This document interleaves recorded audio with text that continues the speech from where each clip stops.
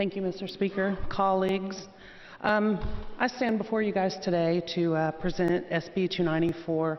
And as many of you know, the decision to run this piece of legislation for me was not an easy one due to my own personal struggles with the criminal justice system.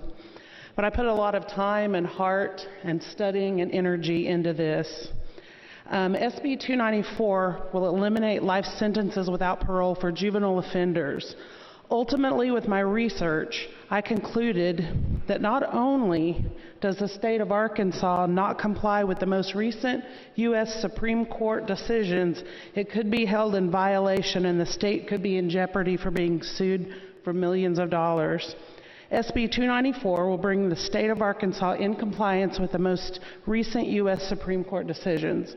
Let me be completely clear.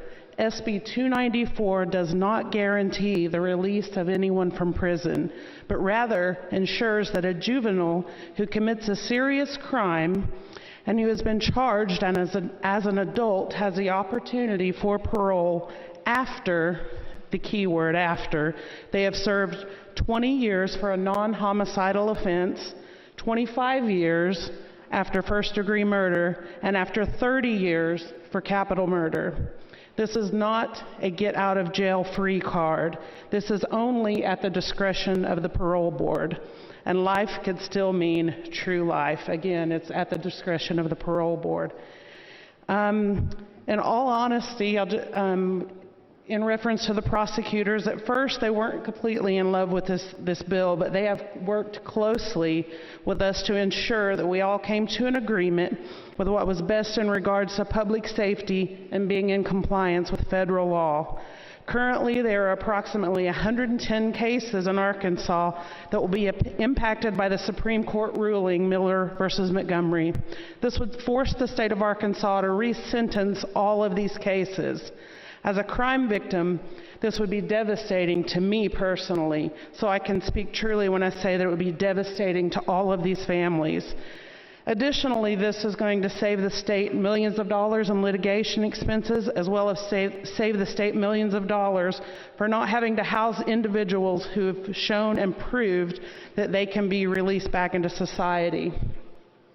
SB 294 has been about 3 years in the making, and it's been a bipartisan effort with Senator Ervin, Representative Leding, and recently myself.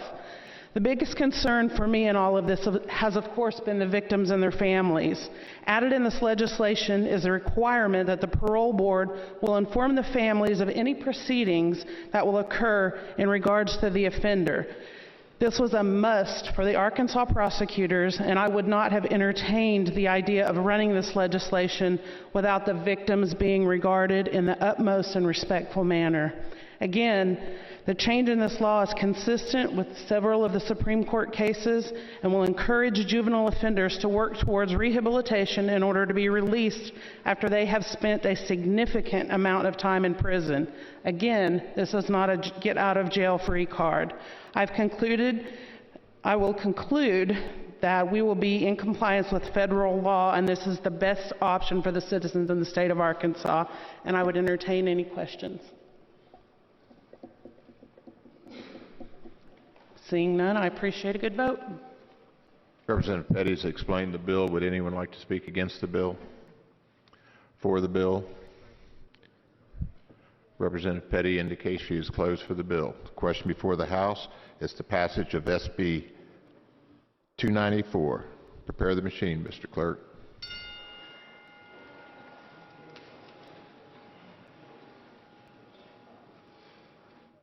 You're voting on the bill and the emergency clause. Has everyone voted? Cast up the ballot, Mr. Clerk. With 86 yeas, 1 nay, and 2 present, the bill and the emergency clause has passed.